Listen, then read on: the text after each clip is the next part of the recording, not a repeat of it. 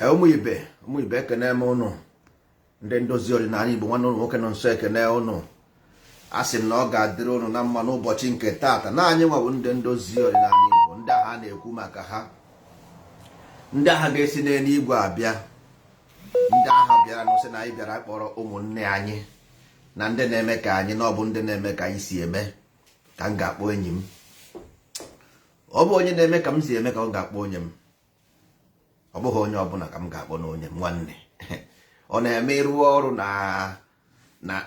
ka ihe a na-akpọ ya na GMO, ijenara ego na GUC. Mba, ebe ị rụrụ ọrụ ka ị ga-anara ego. Ka anyị magodoro n'ofu atụ. Ụmụ ibe, ị na-agba odibo, ịjụ ozi onwe gị, ị na-agba odibo, ị makwa onye ị na-agbara odibo. Maka na ọbụghị mmadụ ịgba odibo bụ isiokwu, ịgbakwa onye ị na-agbara odibo. Maka ịgbasi odibo ọ bụrụ na edughị edu nkọ, ịmakwa onye mara onye ị na-agbara odibo, onye ahụ edu onu gị. Na the same problem anyị na-enwe today. Ị na-arụ ọrụ na company, these people ị na-arụ ọrụ na nke ya, evidence shows that na ọ naghị akwụ ndị mmadụ pension. If you are sick, this company does not have any social security that will treat you, and you are still working in that company. Ị na-arụ ọrụ na this company ị na-arụ ọrụ, ke ndị agha rụrụ ọrụ before ebe ahụ o nyere ha their pension? The answer is no. So ị na-arụ ọrụ mara na ebe ị na-arụ ọrụ a ga-akwụ gị retirement benefit, na ebe ị na-arụ ọrụ imerụ ahụ the company ga-akpọrọ gị jee ụlọ ọgwụ agwọ gị. Ịghọtago nwanne? Ya dịrị gị na mma nwanne mmadụ. Ịghọtara? So ihe a bụ ihe ọkụ ụwa si akpa agwa. Ọ bụrụ na ịchọ ibelieve ihe mmadụ na-ekwu, ịghọtago, onye ọbụla kwuru okwu talk about retirement benefit, all sense. This is common sense ndị be anyị na-enweghị, lack of ọdịnala Igbo, because ọdịnala Igbo simple means akọ, uche, echiche na amamihe. But this is a course. Ọ bụrụ just ekwuo ya otu iburu ihe, mba, ọ bụ a study, is a case of study. Anyị nwere ya na our educational section. Ịghọtago? Anyị nwere ya na educational section because agwara m unu before na level of the mind, e nwere 4 levels of the mind. 4 levels of the mind a na-ekwu okwu all the time, always. These 4 levels wụkwa animal, 4 animal self ị na-ediri igbu before enwee ike cross na paradise. Ịghọtago? This the same thing ka eti igwe na meat. Ịghọtago? Mana ị na-anya ị ga-afụ na o nwere meat a na-akpọ oke ite ahụ a ga-etinye gị n'ite, sie gị n'ọkụ. Ịghọtago? And ịgba na ndị Igbo na-asị afụfụ, that means ịfụchasị ihe afụchasị. Ndị Igbo na-asị isie ihe n'ọkụ to cook it. Ndekwa anya o, the same thing ka ọ na-agwụkwa gị, to purify, but for you ọ bụ afụfụ. Ịghọtago? So for you ọ bụ afụfụ. Why this thing ji wee dị like this? Ọ bụ ihe m wetara n'ụbọchị nke taata. All these things anyị nwere na our educational sector, ebe a ga-esi na nta akara kụziere gị from nta akara ka ịghọta ya. This is the reason why ana Igbo adịghị mma and ana Igbo agaghị adị mma for the moment, because this thing adịbeghị in existence for the moment n'ala Igbo. Ịghọtago? Ana Igbo agaghị adị mma. Ịghọtara? Because of why? The land is not the problem, it's the people. Ịghọtago? All the people with the problem about the land. Land nọ ebe ahụ, land will be here after you come, and land will be here after you go. This anyanwụ ị na-afụ, this sun you see is the same sun your ancestors see, the same sun your before see and saw. This is the same sun everybody sees, but they are not here anymore, and you are seeing the same sun. So this land will be here, you go, anaghị ebu a na-ebu.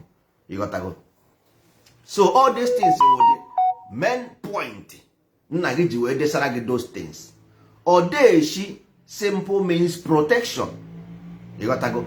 Protection from what? Or he got you away. You got to go. Protection from what? Okay, it means purification. Purification from what? This is important. This is very, very important. Then chiowage chi ụwa gị simple means what? That is because chi is associated with finance. Ịghọtago? Because akara aka gị bụ your financial support. Akara aka gị is your financial support because onye nwa ga-enye gị nri, onye inye aka gị. Ịghọta? So all these things ihe nna nna anyị debere anyị to triumph so that we don't lack anything in life. Ịghọta? But it's unfortunate that na anyị je na-agba odibo somewhere else. Onye anyị na-adịghị sure ma ọ ga-edu anyị ma ọ gaghị edu anyị. How are we sure that na ebe ahụ anyị na-eje anyị jegoro for 500 good years, 1000 years with no repercussion, no benefit? Ịghọtara? So now ndị be anyị ga-ebido na disi nzu so that because a sị na ọ chụpụrụ onwe ya n'ụbọchị n'ụgbọelu hie, the moment you deprive and deny yourself that ọdịnala Igbo, omenala Igbo, ntọala Igbo, then you have a problem. Ịghọtago? Ọ bụrụ to go to school bụ the problem. Ị gaa school, o nwere ndị teacher dị good in teaching, nwee ndị teacher na-adịghị good in teaching. You might have ọdịnala Igbo but ị mara ihe dị ya n'ime, because e nwere 4 levels of consciousness. So this 4 level need somebody ga-aghọta the level ị nọ so that to use the level to teach you. That is why eji wee nwee mythology. Mythology is there because o nwere ndị their mind, their level of consciousness dị low, so ha ga-aghọtanwu that thing in a higher form. So then tinyezie because na don't divide the child, yo, don't divide the child. Mbọsọ ọbụla nwa ha tụrụ na ọ ga-ama nne mụ ya. Ịghọtago? So that is it. But it's very important for you that ịwụ onye ọrụ anụ than ịwụ onye ụka, because ị nọdụ n'ọrụ anụ one day you will understand what is it. mana ị nọdụ n'ụka ị gaghị, because the problem here, one thing ndị mmadụ na-aghọtaghị bụ na n'ụka the frequency and vibration of the information not there all the different from the frequency and vibration of yourself. Oji nwere particular vibration and frequency because all color mere mmadụ ji wee na-acha ọcha ma mmadụ na-eji oji, all vibration, all state of vibration. So n'ime that ụka ahụ o nwere ihe information nọ that place nwere vibration ọ nọ. Ịghọtara? Then gị nwa na onwe gị nke nọ n'ọrụ anụ nwekwere vibration ọ nọ. So ọ kara gị mma na ị gara ọrụ anụ. At the end of the day, one day your mind will begin to ask question, then you understand, answer will come. But enweghị question ị jụrụ n'ọrụ na this Christ na ụka ka akọwara gị, because nobody will tell you, because ha the ihe ji wee mee before not to tell you. Ọrụ anụ emere ọrụ anụ to tell you, emere ụka not to tell you. You got to go, so you see the differences. But now ha wereziri ụjọ tinyezie gị from ọrụ anụ, so you cannot go to ọrụ anụ because of fear. Even if you go to church ụka enwere ihe ị ga-amụta there. You got to go. But the intention of those mythology abụrụ ihe unu na-eche, because of na your mind, the level of the mind is low. You believe uzie na all those people their mind dị high, ha dị very stupid. No, all those people their mind dị high mere your situation o ji dị better. Ndị rụrụ phone, ndị rụrụ moto, ndị rụrụ aeroplane, ndị rụrụ TV, all ndị their mind dị high rụrụ those things. Ọhụụ ndị dị low, ọhụụ ndị na-egbu ewu na ọkụkọ rụrụ ya mba. Ọhụụ nwa all ndị their mind na fly high, and that's na onye fere eze ka eze na-eru. So onye ọbụla ma ihe a sị na nkịta na-eso onye afọ ukwu ọnyụ ha anya ọgbọ abụọ. So onye ọbụla dị mind dị low, ọ ga-eje weta omeji. Ọwụ na omeji pụpụte, arụrụ bụ ndị dị mind dị high. Omeji bụ a new mind. Ịghọtago? So omeji ahụ ewere efie ya na data arụrụ ahụ. So omeji ahụ na-etozi ji ya na-agbadi mkpa n'okpuru. So once ị soro onye agha ma ihe, onye afọ ukwu ahụ, then you will grow. Maka asị na onye fere eze ka eze na-eru. Ịghọtago? Mana ọ bụrụ na ị dị arrogant, ịghọ Nebukadneza. Ịghọtago? Ị were arrogant, ịghọ Nebukadneza. Simple as ABCD. Then ka anyị gaa n'ụka onye anyị gara. Ndị Igbo na-aka nzu. Gịnị bụ nzu? Ịghọtago? Nzu na-acha ọcha. Kedu ihe mere anyị ji wee were nzu na-acha ọcha wee mee something? Why? Kedu ihe ọ bụ? ị na-nzu anya ọ dị ka powder mana ọ gbara ọkpụrụkpụ, ọ gbara iberibe, ọ gbara iberibe, ọ gbara pieces. na enwere ihe ndị Igbo na-akpọ ọgbanje, and ị na-anya nzu always na ji eme associate with ọgbanje, always and nzu bụ na mmiri ka esi eweta ya, and ọgbanje nụrụ dị na mmiri. Check these two things, because ihe anyị ga-agwa gị ebe ahụ something forever and ever, it will appear to you consciously or unconsciously. Then this nzu a na mgbe ọbụla nwaanyị mụọ nwa ọfụ, ọ na-ete powder na be anyị, which is nzu. So kedu ihe mere ndị si na ha bụ dibia ma some people na-ete nzu n'anya aka ekpe?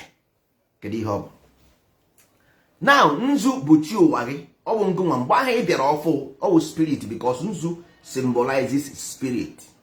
Chi ụwa gị ịbịago ụwa, ọ ya mere eji ete powder nwa bịara ụwa. Oke disi nzu a kịta abịa nwa ihe ọ na-akpụ na enweghị ọkwa nzu, ọkwa ga-ebu nzu aha wee gaa, mana ị ga-awụ onye iberibe, because spirit is a spiral, only there is something to hold on, which is nzu a nzuzu. Ịghọtago? Nzuzu ọwụzie na itinyere ya arụrụ ọba ọzụzụ, ọwụzie nzuzu, osi from nzuzu baa ọzụzụ, ọpụọ from nzuzu baa ọzụzụ. Ịghọtago? So ọkwa nzu bụ ihe ga-ebu nzu aha wee gaa. Then o buru nzu aha gbago elu, ya bụ anyanwụ, ọ gbatuo ọba n'ala, chi ejie. Mgbe aha anyanwụ aha dara, chi ejie. Ịghọtago? Then chi ahụ ejie, ọjị abịa. Ọjị anụnwa gbara mkpa ịnọ. Even ndị jere ụka, ị gaa na Bible, ị ga-afụ na ọ gwara gị na Genesis na the river was divided into 4 places. Then in your chamber, in your heart, because your heart anaghị afụ ya anya, ọ nọ n'ime. Ịghọtago? So mgbe ahụ ị bịara ụwa, ị ga-afụ na your house ibu ngwongwo bi ụwa, ibu ngwongwo bi ụwa. Ebe ejere nke dibịa, ị ga-afụ na obi dibịa o nwere something jugasịrị ebe ahụ. Ịghọtago? Ihe nna nna ya ọsịgo na ihe a bụ ihe ancestors ya. Ịghọtago? Na ihe a bụ ihe ndị ancestors ya, na ya dị ebe ahụ. So mgbe ahụ ị bịara ụwa n'ime arụ gị, because the problem anyị nwere n'ala Igbo bụ na ya aghọtaghị the message. All message ka anyị na-aghọtaghị. Ọ bụrụ about what dibịa ihe ọ na-eme ọ dị mma, ihe dibịa na-eme dị mma, mana ọ bụzi mgbe eribe ego bụ mgbe ọ dịghị mma. Ịghọtago? So the problem abụghị about ihe apịrị apị ma ọ bụ ihe apịrị apị, mba. The problem bụ understanding of these things. That is the case. Ọ bụ ihe anyị nwa na-ekwu maka ya. Ọ bụrụ about ihe ị na-eme ma ihe ị naghị eme. Ihe anyị na-ekwu bụ understanding. Ọ ghọta ya, ịghọta ya ọbara gị uru. Ịghọtago? So na mgbe anyị bịara ụwa, ibu ngwongwo bịa, e wee sị na a ga-emere gị gịnị? Baptism. A ga-eme gị baptize, a ga-emere gị ihe ụwa, so that they will remove all those ngwongwo niile ahụ ibu bịa. Maka na mgbe aha ihe na-esiri gị ike, ị gara na nke dibịa, si ya na dibịa enweghị ihe na-eme na-aga aga na nka ọ sị gị na a ga-emere gị ihe ụwa, a ga-emere gị nka. Ọ dị sentin aha a gwara gị mgbe aha mụrụ gị ọfụ na a ga-eme gị baptizim. Ịghọtago? Bikos nzu iwu nzuzu. Ịghọtago? Bikos nwa mụrụ ọfụrụ, ọ dị ka okenye ṅụrụ mmanya, ọ dị ka onye ṅụrụ mmanya. Ịghọtago? Ọ na-adagharị ọkwụrụ, ọ naghị akwụgide ọtọ sef, nwobere nwa mụrụ ọfụrụ. So mgbe ahụ etinyere ya arụrụ, ọwụ na etinyere gị arụrụ, ịrịa resịa bịa daa, arụrụ aha etinyere gị, mgbe aha ji aha etogo, ji aha bụ ọjị aha, ọjị aha bụ ọjị aha, otu one. Ọ mgbe aha ndị Igbo na-erizi ji ọfụ. Ịghọtago? Ji aha iriri, ọ sị gị rie ya, ọ sị gị nararịe na ọ bụ nri ọma, nararịe na ọ bụ nri ọma. So oriri dị asọ ka eluigwe n'ụwa ji emekọrịta. Chukwu na mmadụ abụrụ otu, ndị nọ n'eluigwe na ndị nọ n'ụwa na-emekọrịta biya ọma, wee bụrụ otu n'ime mmụọ ọrụ ebube. So ji ahụ iriri ọnya ga-ebuzi gị wee gafee ala mmụọ. Ịghọtago? That 4 chambers ọjị ahụ, ọ sị gị werezie dị ọjị wegotie n'isi gị, because n'isi gị ka ị debere ihe ahụ ị mụtara, ọkụ ahụ ị mụtara n'isi gị ka ọ dị. O wee sị gị were obi gị aha wego ya n'isi gị, wenite na obi unu elu. Ọ mgbe ahụ wegoziri obi gị aha n'isi gị, obi gị aha wee light ya. Ịghọtago? Because ebe ọkụ dị bụ n'isi gị, ọ dịghị n'obi gị. Ịghọta? So obi gị bụ obi gị bụ ala gị. ma ọ bụrụ na ị nwetaghị obi gị, mkpụrụ obi gị aha bụ ọjị ahụ, ọ sị gị na ọjị bụ ihe jikọtara ndị Igbo ọnụ. Mba, ọjị that body ahụ ifụrụ now, onyanwa jikọtara ọjị na isi gị, that is your heart and your mind. Ọ ya jikọtara ya ọnụ, ọ bụghị ọjị, ọ the body. Then the heart na onwe ewu ihe unu na-akpọ Eke, Orie, Afọ, Nkwọ, ọya mkpị na anọ ọjị aha gbara. So ọnwụ ngụnwa ka ọ dịziri iwere disi ọjị jikọta ya ọnụ, bind ya werezie wego ya n'isi gị, wee mụnye ya ọkụ nke ime mmụọ, because obi gị wụ mmụọ gị. Ịghọtago? Obi gị wụ mmụọ gị. Ịmụnyezie ọkụ nke ime mmụọ n'ime obi gị, iwe nwee ike ifụba ụzọ. Mana ọ bụrụ na ime isiri ụzọ, ọ mgbe aha ka a sị na Kraịst ga-abịa. Ịbara Christianity simple because you are mind blindness.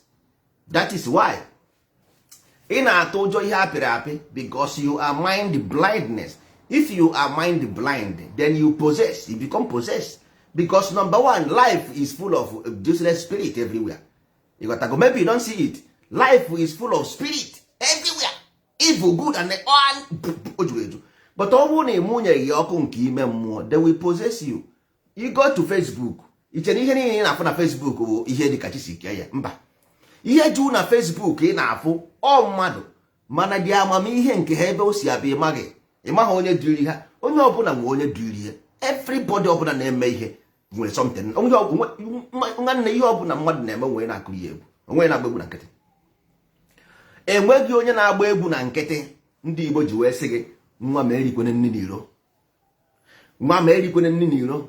Ndị ụka bịa today turn ya to our against us. Ịghọtago? Ọ bụghị ya ka a na-ekwu. Ihe a na-ekwu eri nne nni n'iro bụ baka ihe unu na-eri na Facebook, ihe unu na-eri na YouTube. Ihe ahụ mind poison. Poison your mind. You fight and go against yourself. Nzu ọjị, ngwane na ose ọjị, ose ọjị na-afụ ụfụ. Ose ọjị wụ mgbe ị ga-agazi na nga wee gwụọ gị ịba. Ịghọta? Because ọ bụrụ na ịgasịa nzu a ịnweta ọjị, ịgasịa ọjị ịnweta ose ọjị, that means eji igo gị ọrụ, ịbara ụwa ịrụsị ọrụ ịnwụọ. That is ịnwụọ n'ọdịnala. Ntọala bụ ịbịara ụwa, mgbe ahụ ọkụ na-enwu, ọdịnala na ịnwụọ na. Ịghọtago? Ọjị dị na a ga-enwezi na ose ọjị, na ose ọjị ga-agaziri gị ụgwọ mgbe ahụ ọgba gị bụ ogwu. Abịa mekinesi anya gosi ya njọ gị, ọ bụrụ na ị dara iwu nwanne ọpịa gị ose ọjị, mgbe ahụ itibe egbuo ha mo ata ha mo. Mba, nwanne ọ bụrụ ya. No, na you are going under purification, because o nwere some element dị na inside your heart na adịrọ mma. So nature want to remove that element na adịghị mma inside your heart, because all your heart butere gị that problem. Because obi gị ọ sị gị welite ya n'isi gị, but you refuse, because heart is based on judgment and the life is based on logic. So judgment and logic goes together. If you go to judicial system use logic to govern.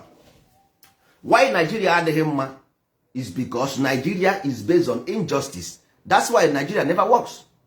Ala Igbo adịghị mma, Ala Igbo based on judgment. Ala Igbo adịghị mma because of judgment. Nigeria adịghị mma because of injustice. You got to go. This the same problem ka most of ndị ojii nwere ebe ọbụla. Just watch out. Ndị ojii ka eji complain. If you want to know somebody's problem, lee anya na the tattoo ha sere n'ahụ. Tattoo bụ mpụrụpụta ụwa. You got to go. Tattoo means mpụrụpụta ụwa, uri. Ide uri. You got to. So ide uri aha na-ekwu, ọwụ na ị na-anya na uri ndị mmadụ dere mgbe ndị ochie na be anyị, you will see their hard desire. You will see their hard desire. Gini uri?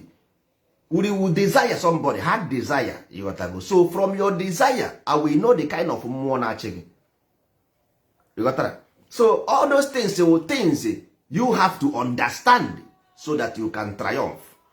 Enwere ihe dị n'ụwa ezoro anyị ezoro. Mba. Ihe eji wee zoro gị ezoro bụ na irubeghị ogo ya. A sị na ụkwa ruo oge ya ọ daa. Whenever the student is ready, the master appear. Ọ sị gị, in the beginning, thou shall not have any other God but me. But you do have other God. Ama igwe, ama nke igwe, ama nke si n'igwe bịa. Ịghọtago? Iwu, the law of heaven and earth Amadioha, Ama, Di, and the Oha. That means the people, nobody excluded. That is Igbo constitution. Amadioha constituted Igbo, and this thing wee be Americans wee were, Briticos wee were, Europeans wee were, is absolute truth. Everybody took from this thing. Every progressive nation. There will be no injustice, and there will be no persecution and discrimination. Ụmụ ibe, ihe m na-agwa unu destiny bụ na ọ bụrụ na unu ghọta how you become victim of your own making, then you will correct the error. Mara amara dịka m si kwuo na mbụ, nzu, each and every one of you nzu. Ịma na nzu gbara iberibe. Ọgbanje bụ nzu. Ọgbanje bụ nzu. So nwanne, ọ bụrụ na ikwere, ndị pastọ ga-akwụsị iri gị. Ịghọtago? Ndị ụka ekpere ga-akwụsị iri gị. Ị mara na nsogbu gị si gị n'aka. Onweghị pastọ enweghị solution to you. Only thing nwere solution to you, education. Only education, of rightful education, have your solution. Because your financially, first of all, your chi. All your chi with your finance, because it's your akaraka. Akaraka with your profession. All your profession with your financial advisor. Not human being. Not done so. But all na enweghị profession, ị na complain na enweghị ego. How can you have money? Because ego ibu ego pride.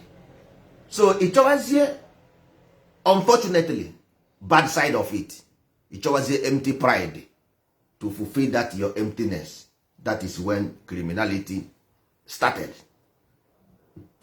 Because ndị Igbo ma this thing. That is why ha ji were all those things tinye before. Akara aka bụ the first. Anyị na-esi na 6 years kụbụziri nwata akara aka 6 years. From 6 years, because once nwatakịrị ruru 6 years, over her 7 years, the mind will divide into 2. You got to go. Once the mind is divided into 4 places, ụgbọ adịgo. So ị ga-ebido cultivate be the nwa from that time till life end. You can never stop doing it. Ọ bụrụ na iweta ọjị, ị ga-afụ na ọjị na-eji oji. Mana ịgbachasị ya ahụ ya ahụ ọchaba ọcha. You got to go. Onye ojii na-eji oji, ọkụ ree ya na ebe ahụ ọkụ rere ya ọchaba ọcha. Ọ na-eji oji o. The same thing ọjị na-eme.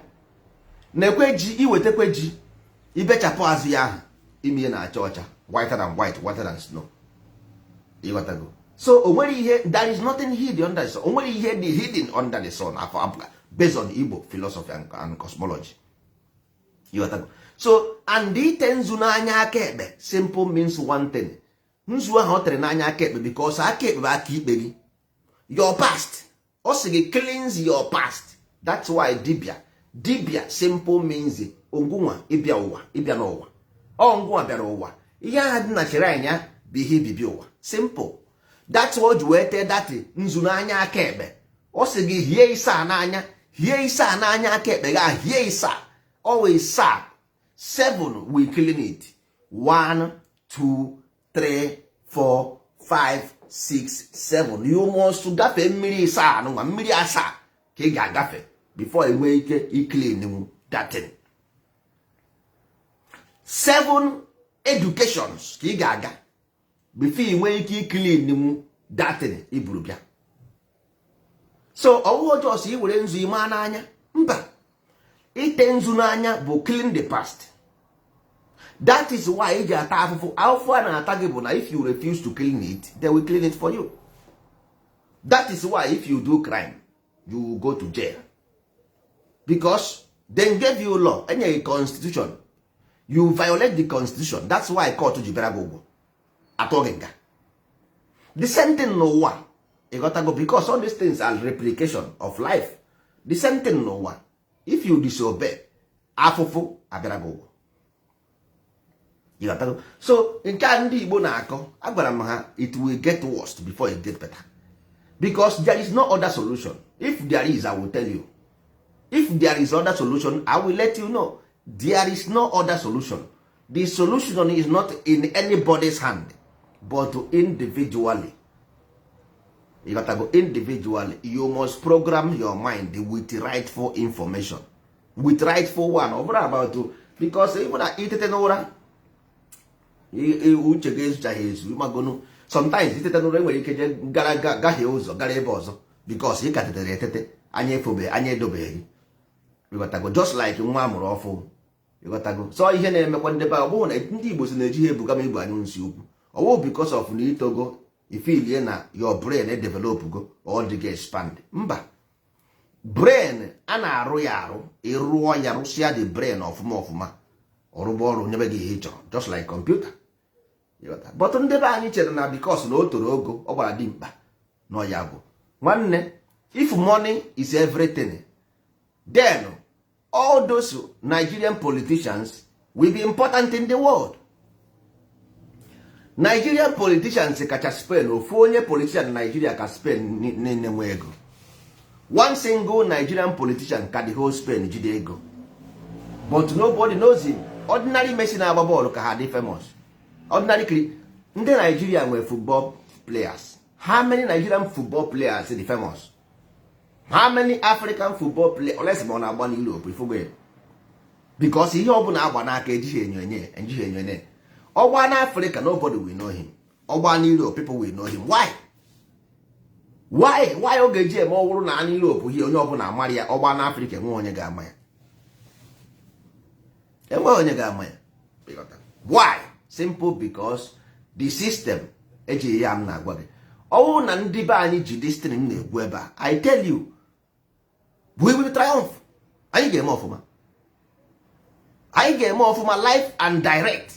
Because nzu nọ there, ọjị nọ there, ji nọ there, akụfe nọ there, ọdụ enyi nọ there. Ihe niile awụcha information enyere gị enye to triumph.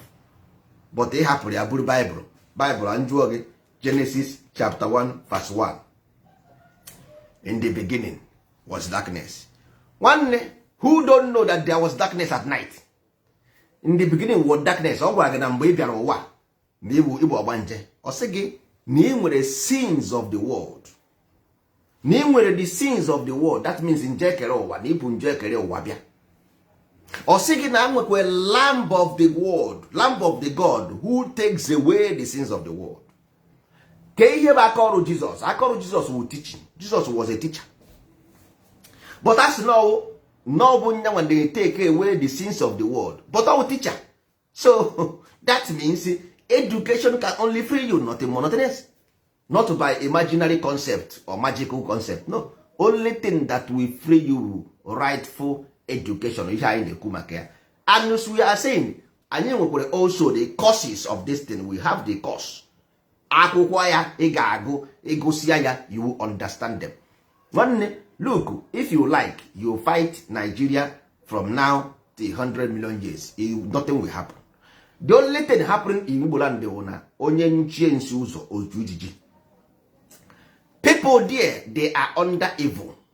So the evil will consume them. Maka na aka ndị kwụ aka ekpe akwụ aka ndị. They love evil so much. They love lies. They love deceit. That is why their politicians are corrupt. The country is not growing. Nothing is working. No light, no water, no good road. Because the mind. Okay, let me tell you one thing.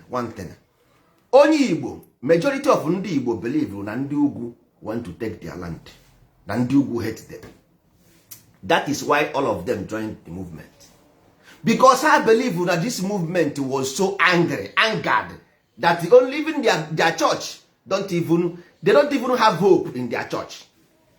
They don't even believe that their church is more powerful to fight for them. No. Simple that. Because of that, they joined this movement. But ha amaghị na ọ bụ ihe oke na-eri ka eji ekwere ya ọnya.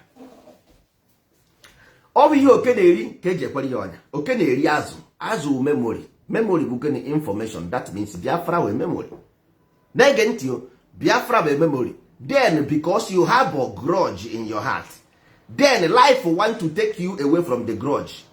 Then life will bring somebody to talk about Biafra. So that this grudge inside your heart will be loose. You got to go. So that Biafra war, our people have the grudge inside their heart. They cannot hide it. They have the grudge of that war. They still have it inside their heart. Then that's why onye ọbụla kwuo maka Biafra ha esori. Then the Lord God himself, the creator of that earth, say, okay, you don't want to forgive and forget. So what I will show you pepper. Then he sends somebody to come and talk about Biafra. But the most important issue there, that name, that name signifies coming back. If you go to Christianity, or say Abraham means Abiam. Or the same thing mean Abiam. That means on Abia, Amanabia. You got to go. That is the foundation of religion. But today you call it God. So what? That is the case for another day. Abraham is foundation of religion. Okay? Christianity. So what? Then can you hear that foundation mean? Umuatoro. Ndeneso. Oh, you got to go. So that means people of lower mind. People of lower mind. Ndagazu azu, ndazubegi azu. New spirit. Here in the West, every January, December, I cut all the whole trees. Cut one palakaya. You got to go. So say never again. Yesterday cannot come to rule us today. No. We have the right to channel and program tomorrow. Don't let yesterday rule you. But you have a grudge in your heart. So that grudge will rule you. So what? Then Amadio has said, okay, you want this, okay, you want it, no problem. Then he send the Messiah for you. But that Messiah for you, the Messiah Boyega Wogeba, or Yobiara, Abiama simple means the Messiah that will take care of your problem. You got to go. So, Oga wo neighbor. This is problem. We here Nigeria. Nigeria aga ha bampe. But we for one an Igbo. Uno ga free. For harboring grudge. You might hear grudge. You don't know what is grudge. Grudge will destroy a nation completely. Grudge. So what here? That grudge unu ga free grudge aha ga eme unu. Ndị Hausa di ma anyị nka. Ndị Yoruba ji mee anyị nka. Nsogbu adịghị. Ọkwa gị na mmadụ gara ọgụ. Unu nụkwara ọgụgụ unu nụrụ. Ịghọtago today na ị na-awakwa anya ọgụ. Ị na-agbakwa mba ọgụ again kwa. Nsogbu adịghị. Isi ị chọrọ ọgụ. Ịnụsi ọgụ. Ibiri ụzọ obebe akwa. Nwanne kwa mmadụ ga-eluzu n'ọgụ. Ọgụ bụ ugbo somebody will lose. Ihe a na-anụrụ ọgụ whether good or bad. Mana one thing again nchọkwara ego unu. A sị gị na rich man's wealth is in the city. That means Nigeria in afọ now corporation egogo ya. The corporation egogo Nigeria. So ihe ọ bụla imegodiri today, you are doing yourself. You got to go because ndị a bụ ndị ka gị ma ihe 100 million years time. Ndị a bụ ndị create countries everywhere in the world. Ha nwere capacity to manipulate, to indoctrinate. You got to go. To control. Even your attitude before you in na bele. Mgbe ị nọ n'afọ nne gị ha etinyego program ị ga-eyuzu mgbe ị pụta n'afọ nne gị ọ ndị a ka ị na-ama n'aka ịghọtago ọ bụrụ because ihe ị na-eme that's why nji gwa gị sị gị fighting Nigeria is an excuse. What you have is hate.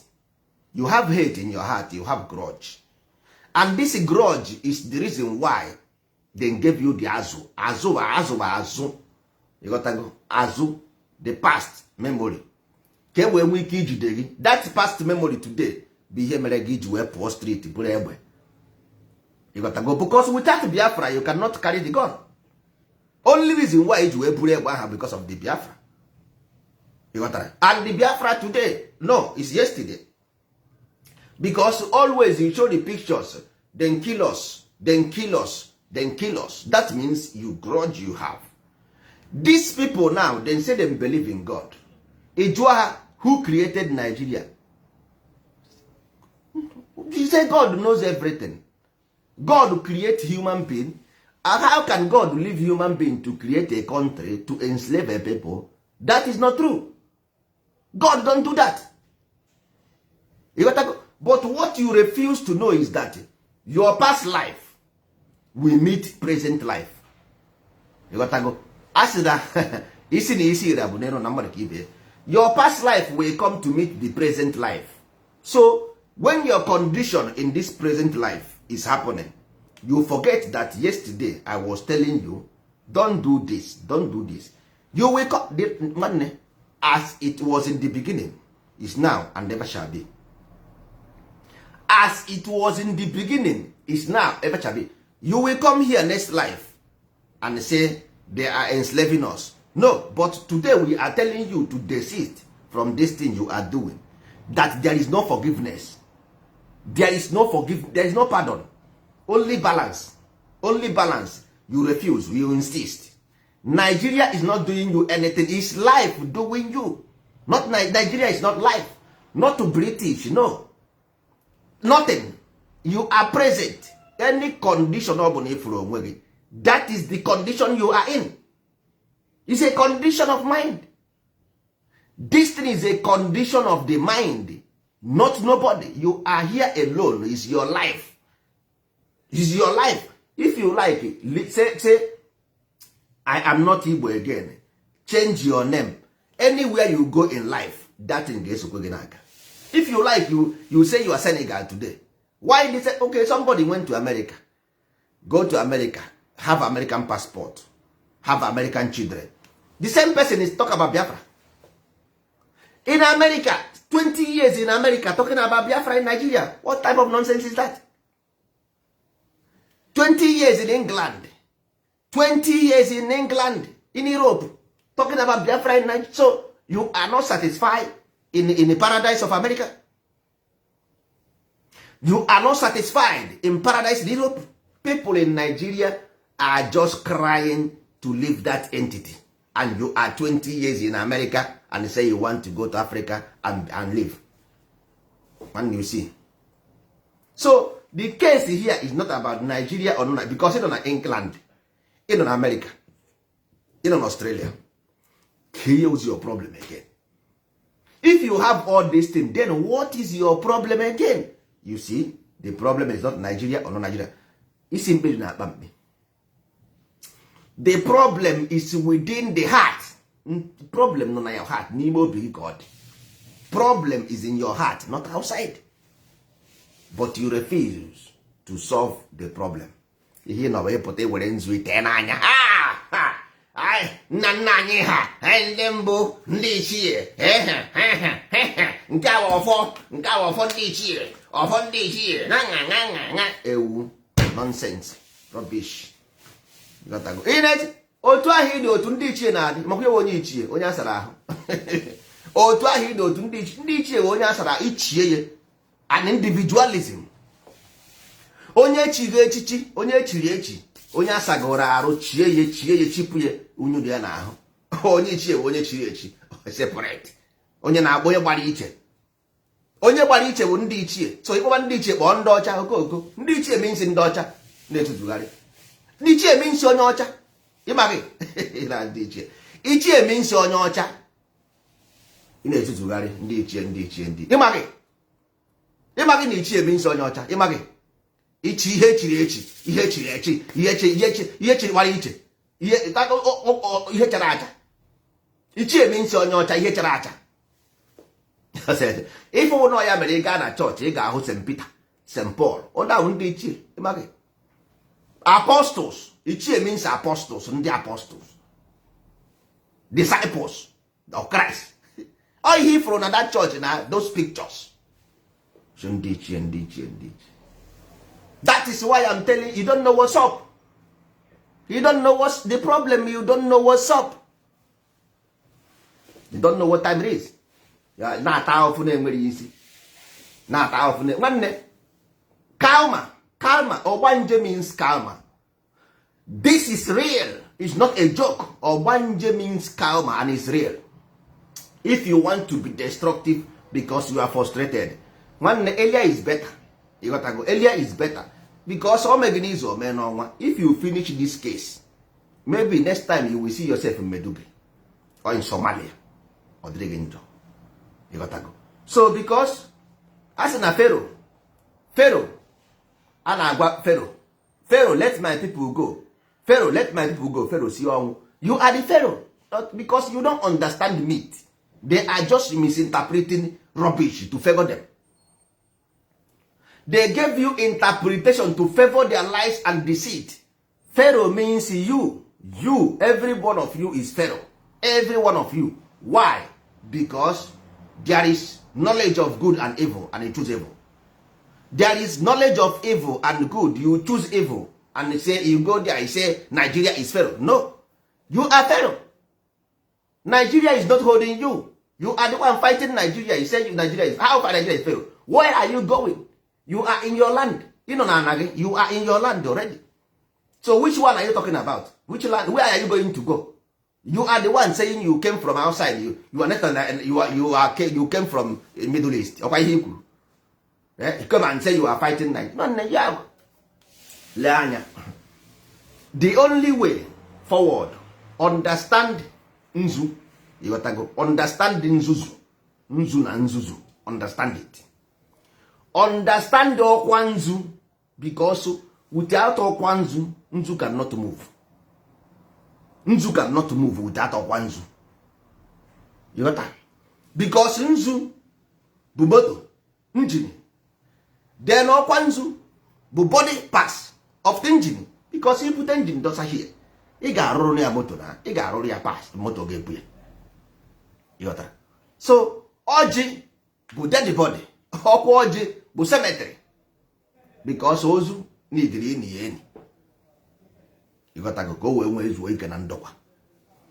E nwere ebe ndị Igbo na-akpọ Nando. Nando means cemetery.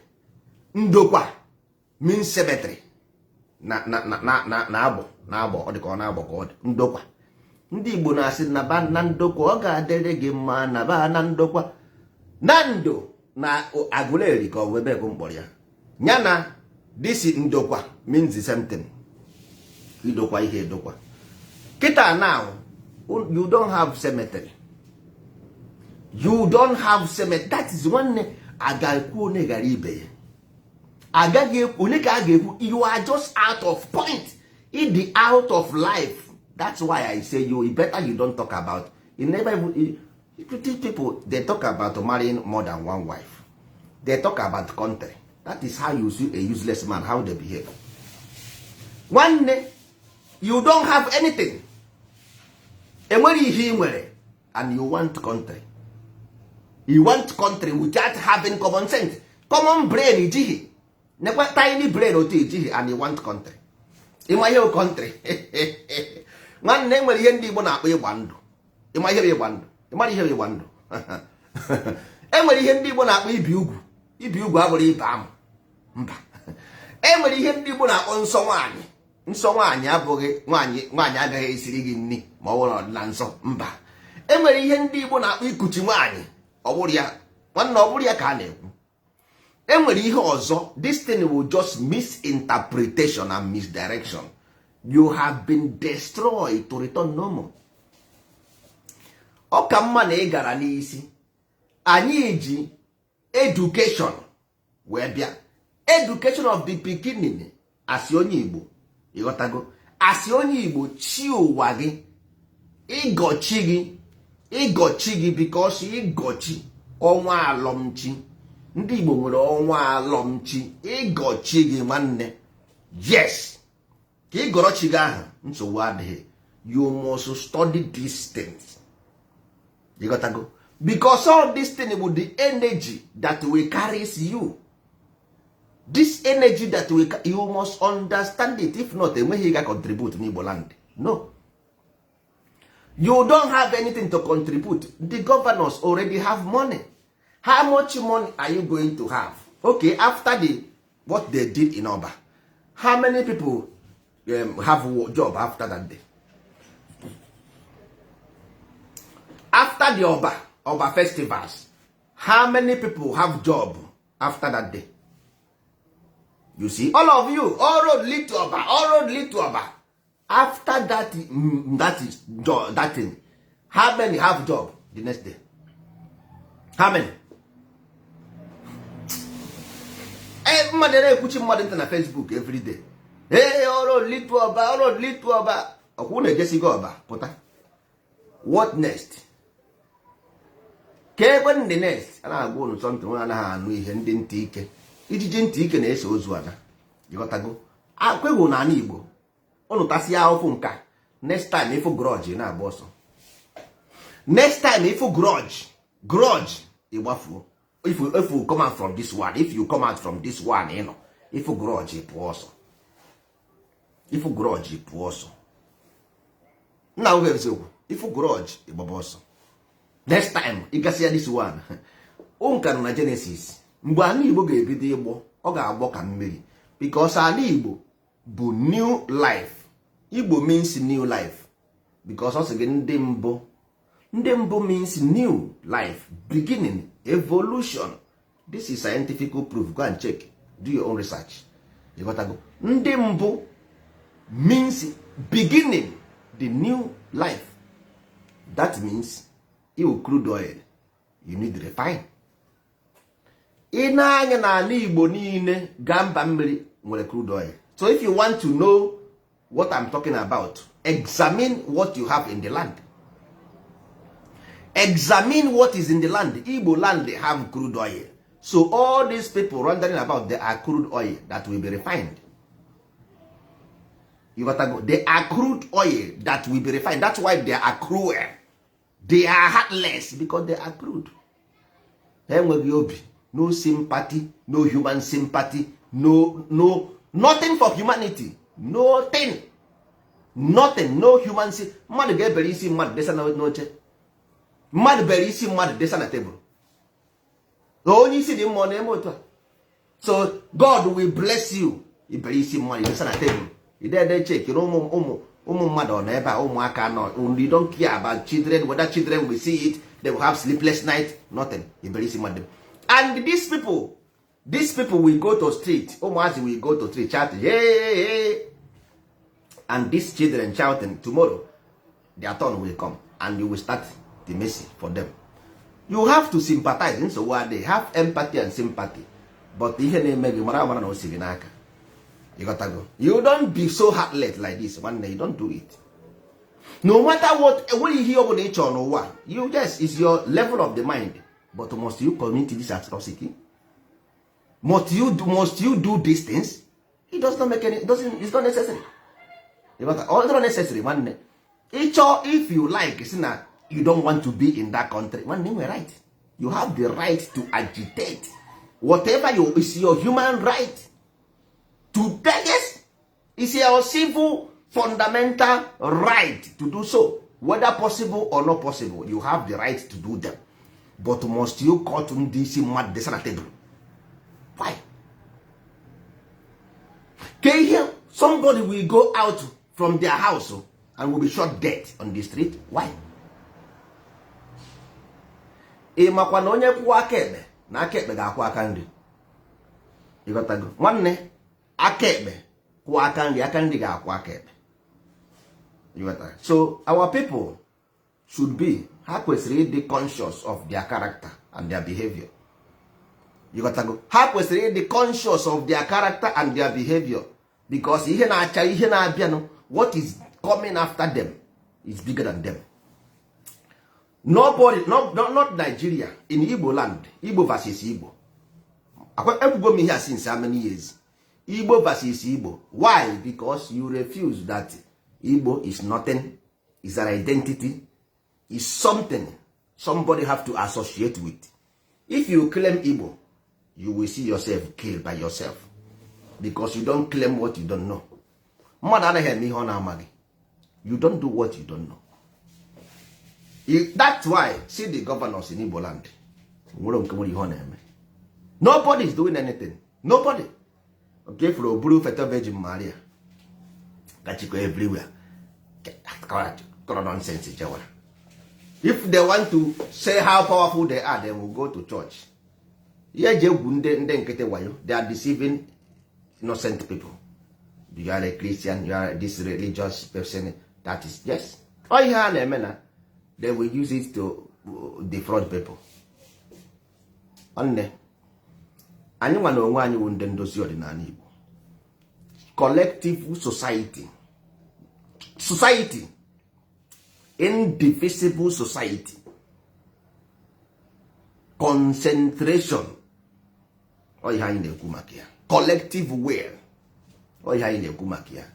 Then anyị wụ ndị Igbo with one constitution nke nna nna anyị nyere anyị, ntọala Igbo, our tradition. Ọkwa ihe ndị a na-eme o. It's time we understand that life vibrate high. Ọnwụ na anwụ pụta n'ụtụtụ, ị ga-afụ na ọ dị dull, and ịnwe agwa rie nri siri ike, that time ịrahụ ụra. Mana anwụ ahụ chaa n'efifie, ịfụ na ọ bright ya na so much, ihe ọ bụla iriri mgbe ahụ ọ gbazie ya. Nwanne, you must look for the best. That's why if the politicians are doing campaign, people will go and bribe to have seat of power, because you don't understand na politicians bụ about ekwensu na chukwu. You don't know that it's about God and devil. So onye win ye ọchịa, devil win ye, the land will go into chaos. Onye chukwu na ezigbo ọchịchị, the land will go into peace. This thing I will give you example, not imperfect. Jonathan and Buhari, mgbe ha na-achị echi, iwọchi ya language Jonathan na-use, iwọchi ya language onye nke ọzọ na-use, if na the language difference. But ụnụ afụghị ya, all of you say Buhari ga-achị, ọ ga-achị because ọ ga-achị corruption. But you don't look about people's pedigree. You don't have to pedigree mmadụ. You got to go. Now, what happened? Unu si ọ Buhari bata, Boko Haram ga-akwụsị, insurgency ga-akwụsị. Boko Haram ọkwụsịgo, insurgency ọkwụsịgo, because you don't know that these things onweghị ọwụhụ Nigeria na-eme ya. That is why you believe na Buhari ga-eme. Buhari agaghị eme nwunye, ọ na-amenwurie na. Unu si ọwụ ụmụnne before Buhari abịa, Boko Haram nọ die. It was you there, Buhari ga-apụkwa, ha ka ga-anọkwa die. Ịghọtago? So problem bụ you don't know where your problem is coming from. That is why you can never solve them. Igbo problem is in this tradition, religion and culture. That is it. No other solution. Because you gana na-eso ha ga-achọ politics na ihe. Politics anyị na-achọ ebe ahụ. Ndị a si Abuja bịa. Ha si Abuja bịa. So how can somebody born in Zungeru will understand your Mbano tradition? How? Somebody amụrụ na Zungeru abịakwa na otu akwụ nsi chọrọ anyị Biafra 67 ndị amụrụ na Zungeru. Ọkwa agwa bụ ime Biafra. Ziki Zungeru, Ojukwu Zungeru. Ọ ndị a bụ ndị nwetara anyị Biafra today. N'ebe anyị endri up, ha na-asụrụ anyị oyibo. Hey, we do you this, we do you that. No, nonsense. A na-asụrụ oyibo ahụ debere anyị isi otu a. Oyibo ahụ debere anyị isi otu a. Ọka na-eme onye ha na-eme ọgbapụ, onye ha na-eme ọmịpụ. Otu aka na-ekwu ọ na Ivory Coast. Abịakwa ha again kwa. Onye kwucha oduo na nkasị na nga. Nweghị nga atụrụ ya. Enweghị onye na-atụ nga. Akwụkwaziri ike n'ebe ahụ. Ịghọtago. Ha jee kpasịa ka ha ga-esi wee mee anụ ihe ego na akaụntụ nke ahụ aga ndị iberibe na-awụgharịkwa. Obere oge onye nke ahụ kwụsị, onye ọzọ ebinitekwa. Ọkwa obinite ọkọwa onye nke ọzọ ọnụ, kọwa onye nke ọzọ. Hey, iwe idiot. Nsogbu adịghị. At the end of the day, endikwa ebe idiot ended up. Ịghọtago. Because ịghọta ihe a na-akọ, because nwanne ihe na mmadụ na-amaghị karịrị ya. Ihe mmadụ na-amaghị karịrị ya. The only way, because number one, ị ga-achụgodo onwe gị. Kedu the agreement between us and our ancestors? All the agreement aha bụ ihe ga-edu anyị. Ọnwụ na isi na ịchọghọzi nọ na Nigeria, nsogbu adịghị. Absolutely, I agree with you. But ihe ahụ ọ na-eme, that thing ị na-eme, ọ never ga-eme gị pụta from there. That is the question you have to ask yourself. Ịchọghọzi nọ here, nsogbu adịghị. Mana ihe anyị na-eme, ọ ya ga-eme gị pụta there. Ọwụ ya ga-eme gị pụta there. That is the case. So jegodi study ihe ahụ gwara gị about nzu, ọjị, ọkwa nzu, ọkwa ọjị na ose ọjị. Then ị marazi ihe ị ga-eme onwe gị. Ị marazi ihe ị ga-eme onwe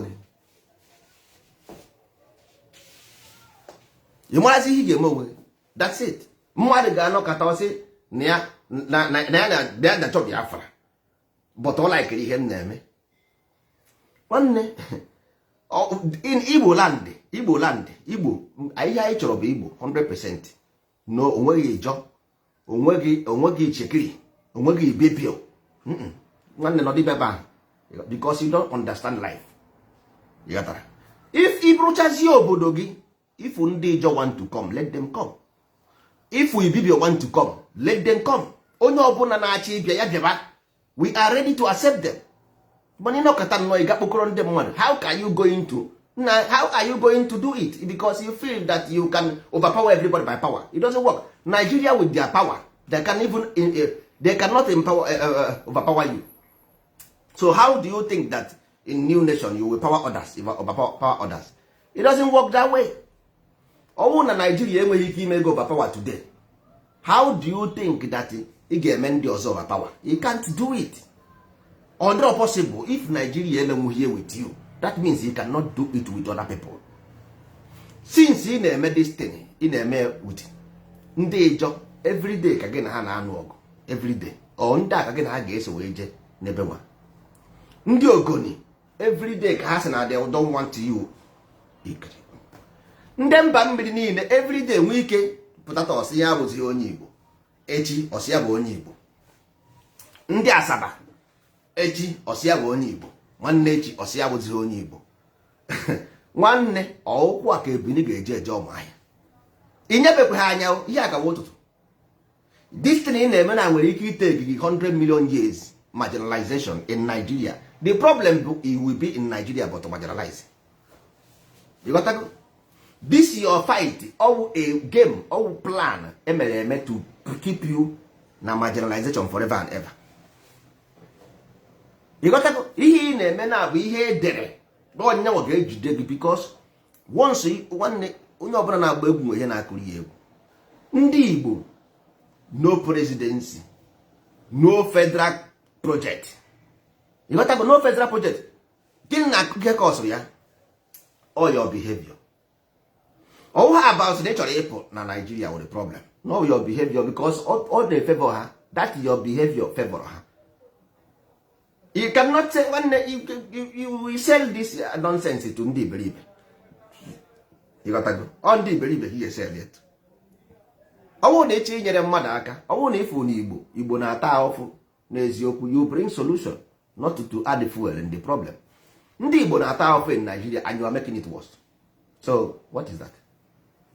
You is ndị Igbo na-ata ahụfụ, they are marginalized, you are making it worse. So your solution is making it worse. Making their solution worse, their problem worse.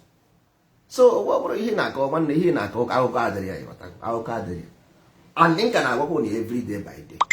Ịgbasi ọsọ ego mile. Nwe ebe na-eje. Biafra ị naghị enwete. Igbo ị naghị enwete. Federal project ị naghị enwete. In 2023 another government will come. In your land there will always be massacre, death, untimely death, children selling, baby factory, rituals will always be until ị gaa n'isi mmiri dozie ihe mebiri emebi. Isi ndị mmadụ mere mmebi. Isi ndị mmadụ mere mmebi.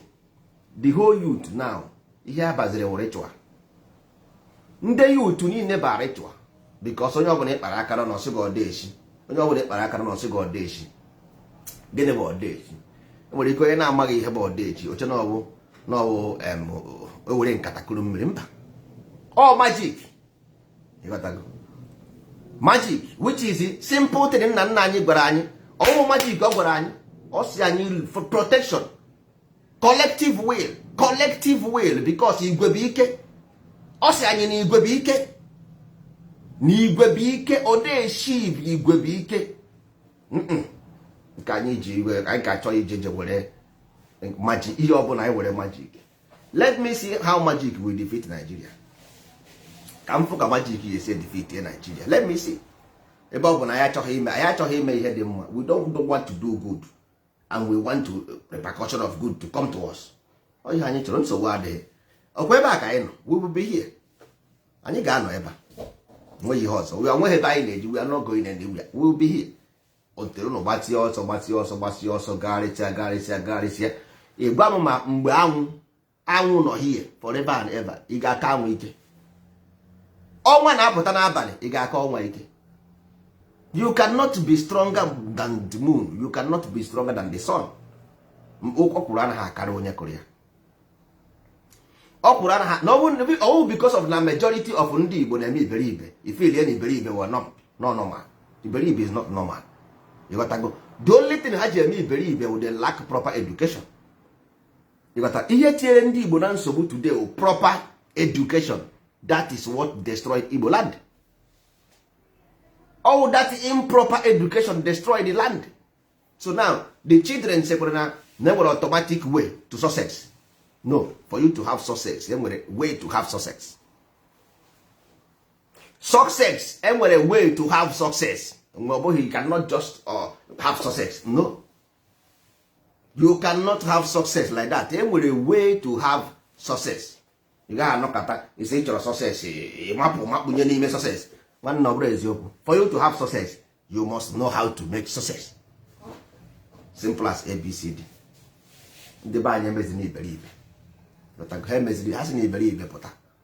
Mmadụ even nke na-atọsi ma amụ ha nke ha na nke todays now. Nke todays ha feel na ọwụ na ha mee mkpọtụ na ala Igbo. Then Nigeria will disintegrate. Na aṅụzi na ihe ya na-aṅụ. Aṅụzi na dat.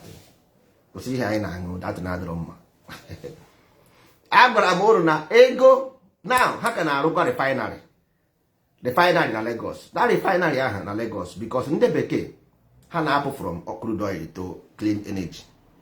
So ha na-arụra refinery na Nigeria so that ha nwee ike unu nwere ike continue ugwe na fuel. Ha nwa na-apụ na fuel but ha mana unu ka nọkwa na fuel. So ka ha rụzie refinery ahụ ebe ahụ. So that refinery ahụ ha egogo the share ahụ. Half of the share ha nwee.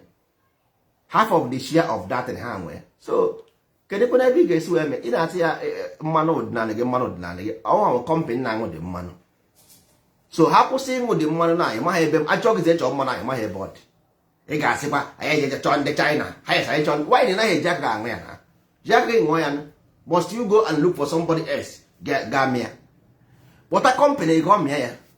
These people ha nwere ike itinye gị sanction asị gị ị gaghị abata and you are not recognized as a country. Nobody will buy anything from you. Nobody will give you any food. They might even say tomorrow, Nigeria, leave these people. Hapụ ọdịa. Ha dee listening. Chata. They say chata. Say get put that place. They put her the next day. Her shot walk it down. No business. Nothing. Sanction. Everything. If I now cover get hungry egbu anyị agụ egbu anyị. The same thing ha mere ụnụ na during the war. I stop all the whole food. Agụ egbusi ụnụ. Ịghọtago. Ha ga-eme nwukwe ame sanction mee everything onwe ha be recognize again n'ụwa. Even now otiro na Nigeria they can do it. Ha sị na enweghị any meaningful investment ga Igbo land. No meaningful project. No president. Because you maghị na ndị bekee nwere ike ịnọ na bekee direct ihe na-eme na be anyị. Ha ga-akpọ nwoke asị abịa here. Ọsị ụnụ ana m eje London, ana m eje visit for the health. Ana m eje visit for organ nke na ndị isi. Asị ya nwoke m na anya kwekọrọ nda. No meaningful project. Ha ga-ata ahụhụ. No this. Game close. Ọsị ejana check up. Ọbatakwa check up. Onwe check up oje. Ha ga-akpa ihe ha ga-eme gị. But ị na-efe ị na-ewara anya. Ị na-efe ị na-ewara anya. But ị ga-afụ dị anya. Ị ga-afụ anya. Ị ga-afụsi anya. Ị ga-afụsi ebe isi ịchọ ihe mma ị ga-afụsi anya. One thing, only one thing. Clean yourself. Clean yourself. Oke ite means afụfụ. Oke ite means afụfụ. Oke ite means afụfụ isi gị n'ọkụ. A ga-esi gị n'ite igwe. A ga-esi gị n'ite igwe. Isi mba. Nsogbu adịghị. Agbasi ọsọ agụọ mmadụ ụmụ ibe. Aga m eje mee ihe ọzọ na ihe na-eme buru ibu. Ajọsọ m sị ka m nwetara ndị be anyị ozi ọma. One thing, nzu, ọkwa nzu, ọjị, ọkwa ọjị na ose ọjị. Ịchọzikwa ị na-ata ose ọjị ebirije taba. Ịchị ị na-ete nzu n'anya tewe. Ịchị ị na-awa ọjị everyday waba. Mana ihe anyị na-agwa gị bụ this is your life. Ịghọtago ọwụ ihe iburu pụta ụwa. Ọ mburu pụta ụwa. Ihe ifuru na be dibịa bụ ihe dị gị n'obi. Obi dibịa bụ datịrị.